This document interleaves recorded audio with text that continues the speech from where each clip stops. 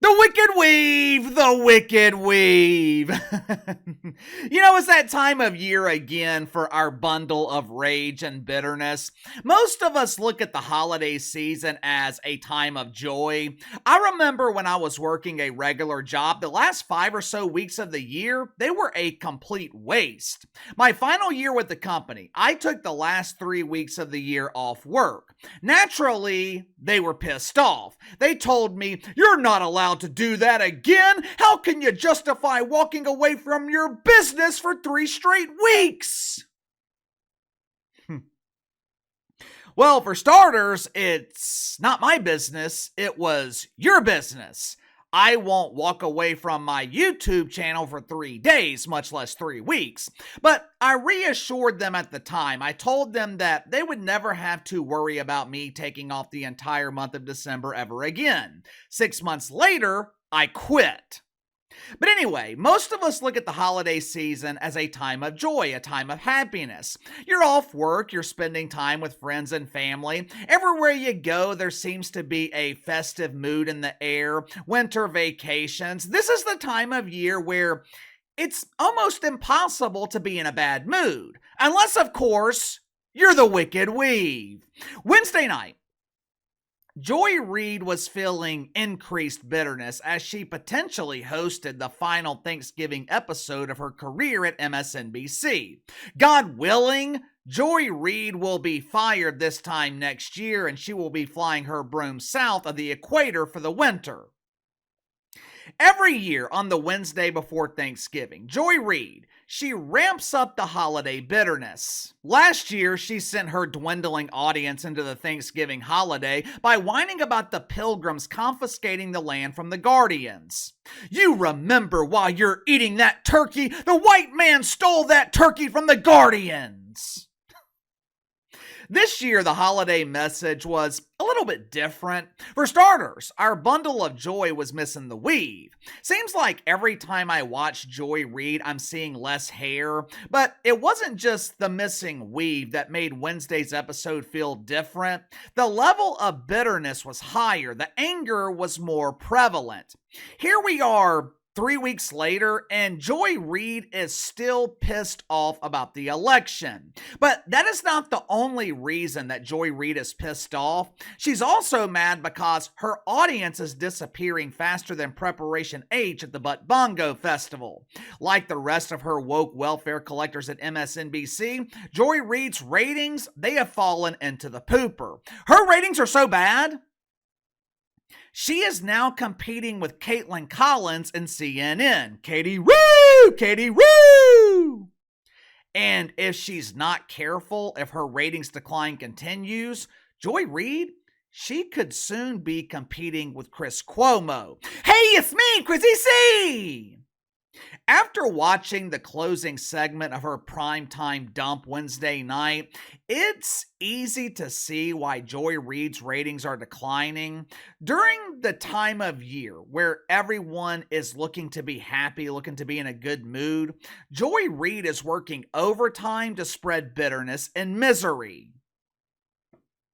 If you haven't already, make sure to like and subscribe. You can follow me on Twitter at KC_BTL84. Link to the second channel in the description below. This morning on the second channel, we talked about Blair Fleming and the Fighting Flemings from San Jose State struggling to find opponents in the Mountain West tournament. If you haven't subscribed, click the link in the description below, subscribe to the second channel. Also, I am still taking your nominations for the second annual Huge Embarrassing Failure Awards. More than likely, it's probably going to be the last weekend that I'll be taking your nominations. It's going to take me a while to count them up and determine who will be the nominees for the HEF Awards next month. If you have someone that you want to nominate, shoot me an email, btlkc84@gmail.com. 2 years ago, there were rumors that MSNBC was looking to distance themselves from Joy Reid. And by distance themselves, I mean they were looking to fire her. I believe it was the spring of 2022. Joy Reid had drawn the lowest ratings in her time slot in the second quarter. To make matters worse, Joy Reid was no longer generating heat. She was no longer making headlines throughout the media. The gimmick of mythical racism, it had become stale. Now, to her credit, Joy Reid was able to bounce back. She purchased a new weave. She started going with more of a blonde look to emulate her favorite topic of discussion, Orange Man Bad. Once she started copying the Trumpers' hairstyle, her ratings rebounded quickly. Throughout the summer of 2024, Joy Reid, she was averaging around 1.3 million viewers. There were even a couple of episodes where she was close to Rachel Maddow numbers. The Monday before the election, 1.9 million people tuned into MSNBC to be indoctrinated by the balding beauty.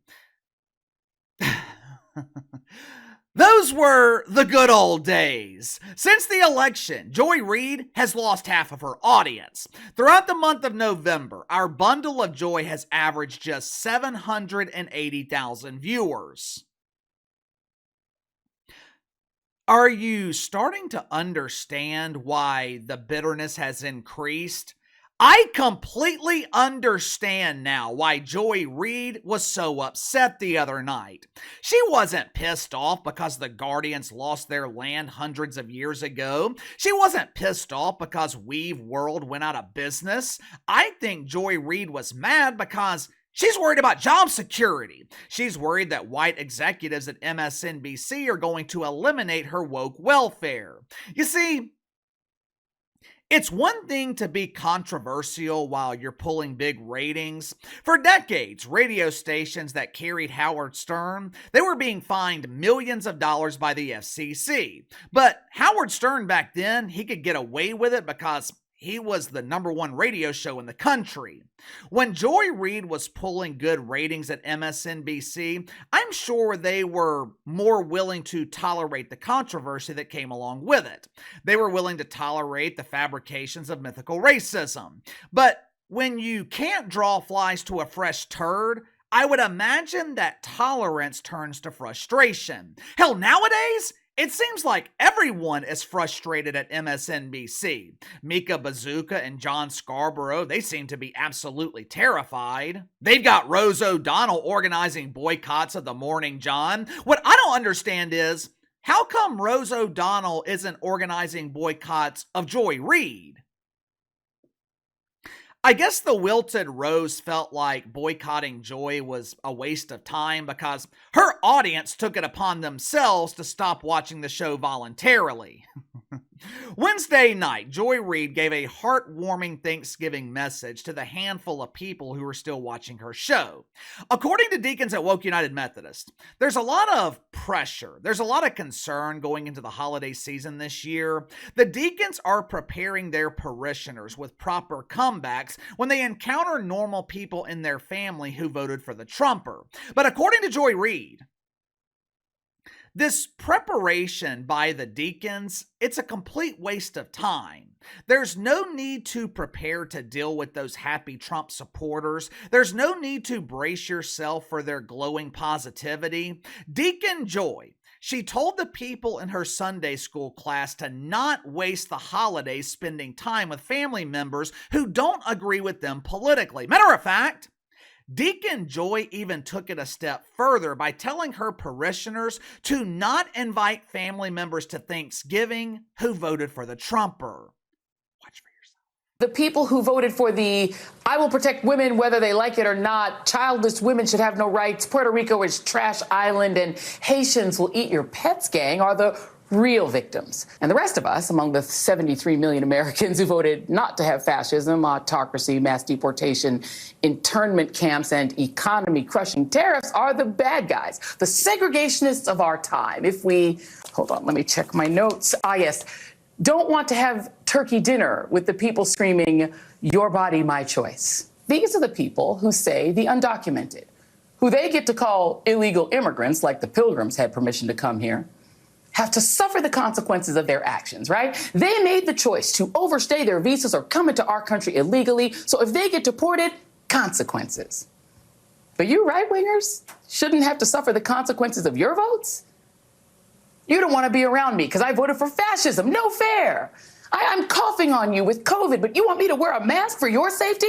No fair. My body, my choice. Make your own dinner, MAGA. Make your own sandwiches. Wipe your own tears. Troll amongst yourselves with Elon and leave us alone. If we want to eat with you, we will. But if we just want some peace over the holidays and we don't want to put up with your trolling while we eat our tofurkey, get over it. Stop acting like we owe you, and for God's sakes, stop whining. It's embarrassing. Our Thanksgiving, our choice. I promise you, Joy Reid, you do not have to worry about people leaving you alone because no one is going to bother you in the first place. Who in the hell wants to spend their holidays around Joy Reid? Hell, we spend most of the year trying to get away from her. You know what I find ironic about messages like this? And look, Joy Reid's not the only one that's telling people to avoid their family during the holidays. I think the Yentas on The View did the same thing the other day. But what I always find ironic about this is this perceived notion from Joy Reid that American families come together during the holidays to talk about politics. This false notion that we are mourning the loss of cackling Cam Harris while our aunts and uncles are making fun of us while devouring an orange. I don't know how Thanksgiving is at your house, but my family never talks politics at Thanksgiving, and we're all on the same side. Joy Reid is trying to frame this false narrative that normal people have been acting like victims since the election. Joy Reid's been acting like a victim for the last 4 years, and she's damn sure acted like a victim since the election. Truth is, Joy Reid, she just can't handle the results. She can't handle the fact that cackling Cam Harris lost and America elected what she believes is a convicted felon. If the Trumper's a convicted felon and he won the election, what does that say about your candidate? What does that say about cackling Cam Harris?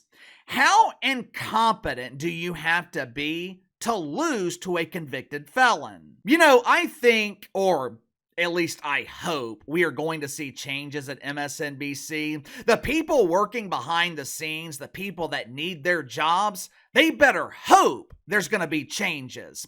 Otherwise, I just don't see how the network survives. MSNBC is literally hemorrhaging viewers, and you're not going to recapture lost viewers by continuing to put Joy Reid on in prime time where she calls them racist. Give me your thoughts on this. Joy Reid encourages her viewers to ban Trump supporters from the holidays. At the same time, Joy Reid has lost half her audience in the last 3 weeks. Now, is that loss just post-election blues? Will Joy Reid recapture her lost viewers, or could she be running on borrowed time at MSNBC? Let me know. Sound off in the comments below. I'll see you guys tomorrow.